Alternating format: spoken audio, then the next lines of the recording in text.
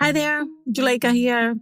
Before we get started, I want to invite you, yes, you, to be a guest on the show. If you're an adult and a child of immigrants, and they could be from anywhere in the world, really, I'd love to talk to you about the conversations that are necessary but challenging, especially right about now.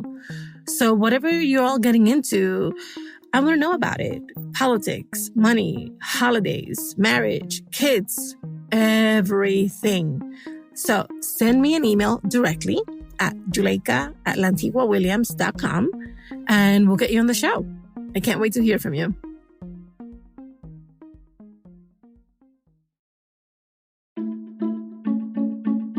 Hi, everybody. Our guest today is Bunmi. Bunmi is Nigerian American, and she struggles to connect with her mom around the concept of love and romantic relationships. Her mom just doesn't think romantic love is practical or that it's even real. But for Bunmi, romantic love is something she aspires to and really wants in her life. Let's get into it.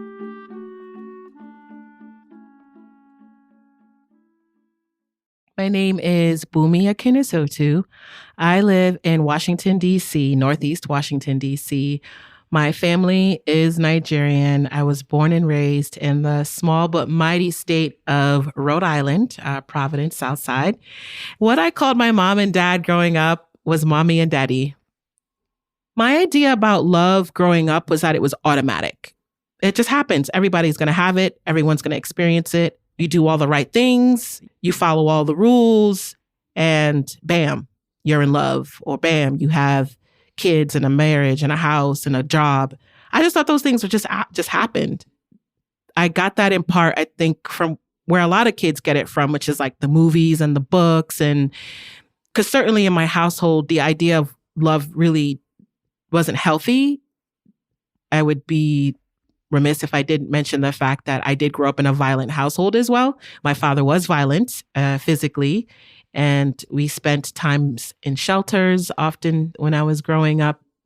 I would not volunteer to go through that ever.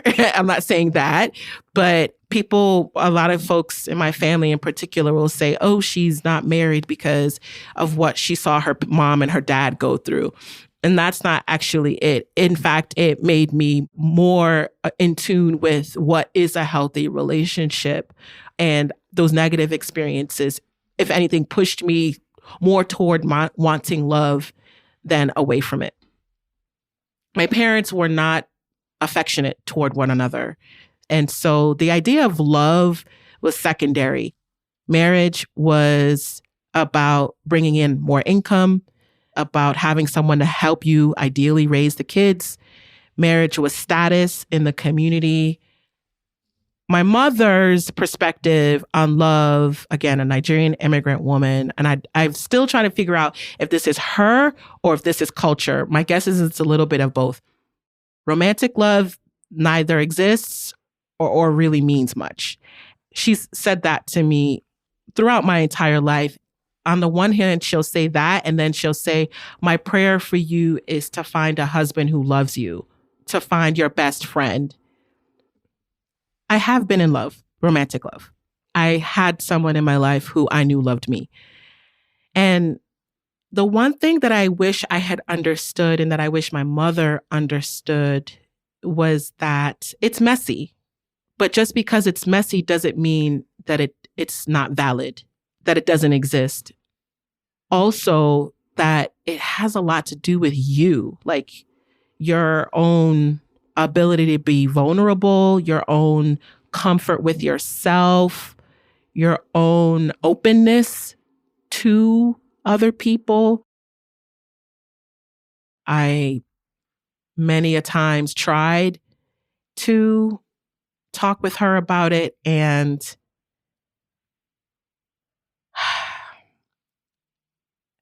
I would not turn to my mother for advice on love, and it hurts my gut to say that.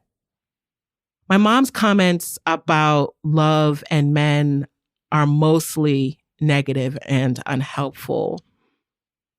I don't think she means to be that way. Her lens is unfortunately tainted by the traumatic experience she had with my father, and also, I think, some other experiences she had here in the United States. I would really love to have somebody who can explain or just talk to me about how to talk to men, like navigate difficult conversations, how to set boundaries, just explain or share what they do to maintain healthy relationships with their significant other. If she were listening to this, my mother, she would default to human beings are bad, men are bad, which doesn't necessarily help me. What I would like to say to my mommy is I tried all the things to be enough for someone. I tried things that probably she would disapprove of. I tried things she would approve of. And I just haven't found anybody, nor has anybody found me worthy of that love that I know she wishes I had. I'll keep trying, but where I'm at is not for lack of trying. How to Talk to Mamí and Papí About Anything is supported by First Republic Bank. I've talked about being a First Republic Bank customer before. Let me ask you, when was the last time you had really memorable service at a bank? When someone made you feel like a VIP, they remembered your name, cared about your goals, and anticipated your needs. My First Republic banker, Lisa, does exactly that. Like me, as a First Republic customer, you'll work with a personal banker who will be your single point of contact, there to guide you through everything, from switching banks to planning your financial future. Get started right now. Visit firstrepublic.com to learn more. That's firstrepublic.com. Member FDIC, Equal Housing Lender. Hi, everybody. Juleyka here to tell you about a show that puts a fresh spin on self-care, Mood Ring. It explores relatable and novel approaches to care and wellness. Host Ana Borges shares creative and accessible self-care ideas you may not have heard of, including new ways to cope with our feelings, baggage, and the world around us. Mood Ring wants to become your practical guide to feelings. Follow Mood Ring wherever you get this podcast. Okay, so confession time. I am a hopeless romantic. I really am. I like the cheesy movies. I like the flowers and the chocolates, the corny messages. I like it all. And so listening to Bunmi, I really thought about why are first gens ideas and notions and expectations of romantic love sometimes so divergent from our parents. I mean, in some instances, they're basically on opposite sides of the spectrum. Of course, her story also made me think about the tension that can create in our relationships with our parents, because they have one idea of what we should be looking for while we have a completely different one. So, what can first gens do to bridge that gap between what their parents think of love and romantic relationships and how they're choosing to live out their own notions of love and romantic relationships? To help us figure this all out, I called in an expert. My name is Sherrae Lachhu. I'm a licensed marriage and family therapist. I'm also a relationship and life coach, and I currently provide therapy services in and around Florida, as well as North Carolina. And I provide coaching services all over the U.S. as well as internationally. This one broke my heart. So tell me what you heard as you listened to Bunmi's story. When I heard Bunmi's story, to be honest, it was very similar to a lot of the clients I work with. And I will say that most minority communities or ethnic minority communities, it's very similar. I want to please my parents and I want to hold true to the traditions that made me who I am. And at the same time, I want to also please them by assimilating and acculturating in a way that they've asked me to do. And then trying to ride that fine balance. And at the end, what broke my heart really was you could hear almost like tears in her voice when she said, me not being with someone is not for my lack of trying. And she said that multiple times, which lets me know there was some level of permission that she needed to be granted from those who she's seeking approval from, likely her mom, that would say, listen, I know it's not on you. And so that's the part that really kind of got me, this whole thing of I tried, and yet in parentheses, I failed. The absence of seeing the marital love growing up, that means something. Absolutely. The problem with when we don't have someone to show us the way, a healthy version of what love looks like, we assume, we make it up. And Bunmi made a good point. Some of the stuff she got from stories, some of the stuff she got from mom's ideals, but what parts of it were true to who she is at her core, her values, and her own principles, what was guiding her in that regard. So let's pull back a little bit and talk about more broadly what some of the influences are of a child like Bunmi who grows up looking at domestic violence. What does that do to them developmentally? What does that do to their psyche? What does that do to their sense of self and their expectations of others?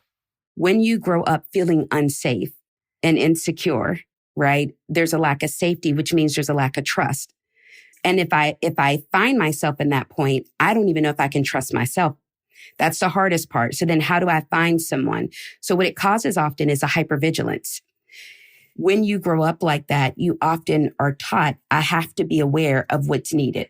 So I either have to learn how to please people very well so that I'm not hurt or punished, or I have to put up so many walls and fight people first so that I'm in the offense and don't have to feel like I'm on the defense. That all sounds exhausting. I mean, emotionally, mentally, physically exhausting. Yes. I want to pick up on, this one hit home for me because I found myself saying, and full disclosure, I was married to a Nigerian man for 15 years. We just ended that relationship. Wow. And so listening to this was very personal for me.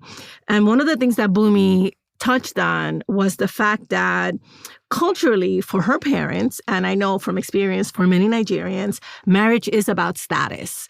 It is about solidifying your status among your family, among your peers, among your society. It is not just Nigerians. It is so for Indians. It is so for many Southeast Asians, all kinds of people. And throughout Africa, it is the case. Absolutely. And so a first generation American, hyphenated American like Bunmi has to deal with those expectations and those standards at the same time that she's trying to find this romantic love, which is what is idealized in American society and in most Western societies.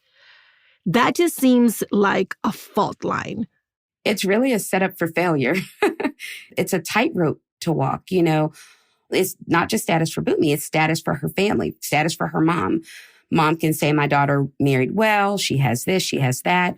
And you're right, in Nigerian culture, status is huge. Even status, like what your status is within your community. Am I part of this group? Am I part of that group? Where's my education? Where's that ranking?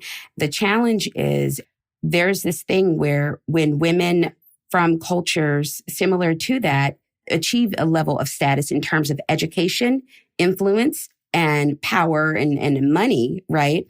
So it's desirable for their parents sometimes. Sometimes it's not always desirable for the men, the younger men that are trying to court them. And so it's that thing where I'm trying to get somebody that is high enough on the status where they're not going to be intimidated by me.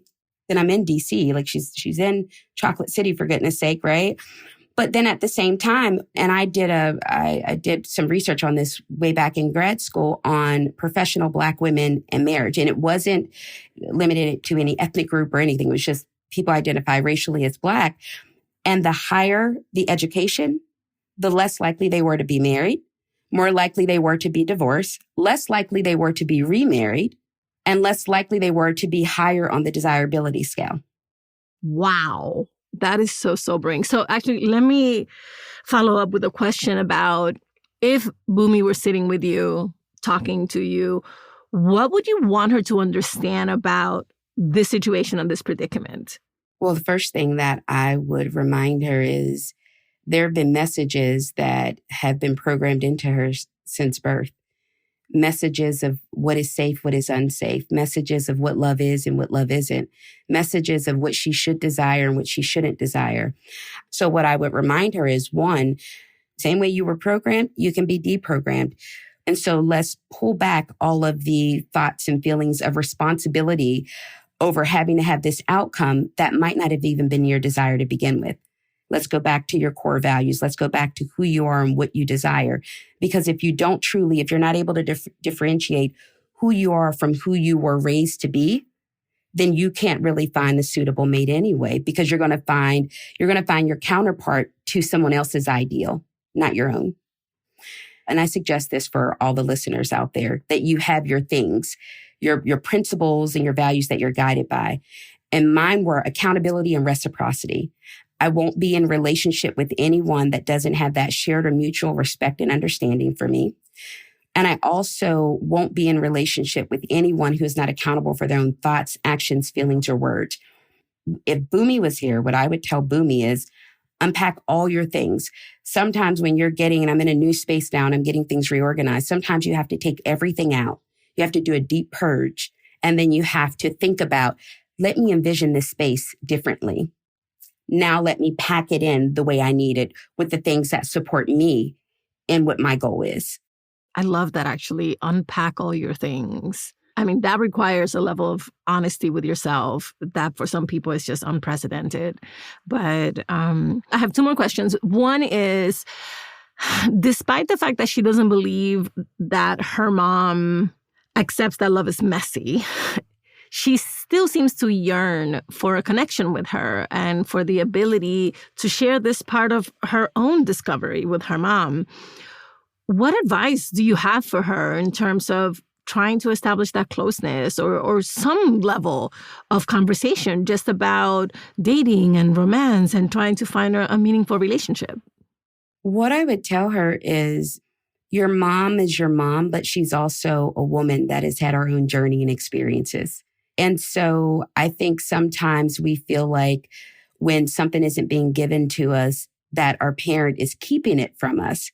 But one thing I learned many, many years ago with my own parents, and we went through our own healing journey together, is people usually do the best they know how with what they have. Dr. Maya Angelou said that, so I'm paraphrasing, right? And the other part is that in order for us to have the relationship that we desire in terms of the love that we desire to have, sometimes, and this is when you can do it in a healthy way, sometimes you have to have a level of acceptance and forgiveness for your parents. You can't expect unhealed people to help in your healing process. Sometimes it's capacity versus willingness. And I don't know that Bunmi's mom doesn't have the willingness. It may be capacity. If this is all I know, I only know what I know until I know differently. The way that I had to move forward with my parents, and I encourage many other clients to, is what are the things that are true to you? I can't talk to my mom about certain things that she's just not in agreement with or she doesn't get, right? So I love her from the space of where she's in. And then I have boundaries around what I bring her into and what I keep her out of, because those are sacred spaces. I own a company called Love and Acceptance. I named it that because that was the journey I had to go through, like radical self-acceptance and then radical acceptance that I can't change who other people are.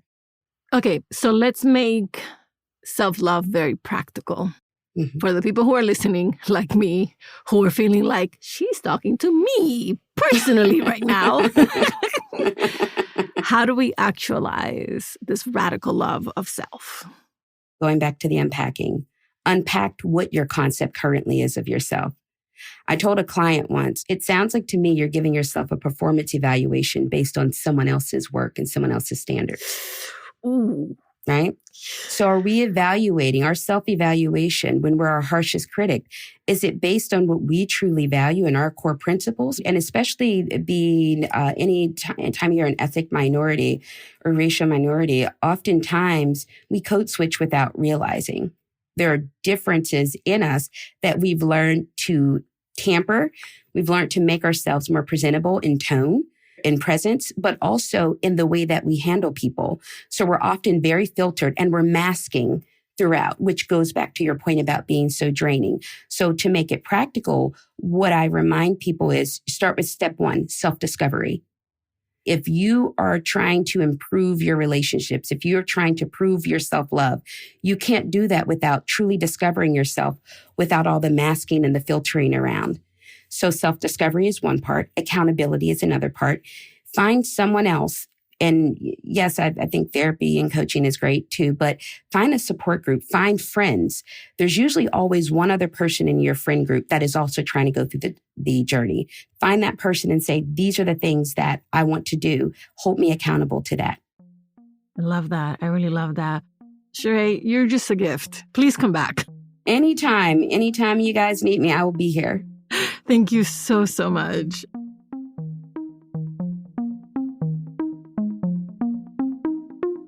Okay, here's what we learned from Sherrae today.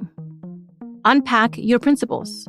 Take a close look at the values and ideas that have been guiding you in your relationships and in how you judge yourself. Decide which ones are important for you. Keep those and purge the rest. Forgive your parents. They may have the willingness to help, but may not have the tools to support you in your romantic life. Don't hold that against them. And remember, embrace self-discovery. To improve your relationships with others and to increase your self-love, it's important to know who you are at your core, when you are not masking and when you're not code switching.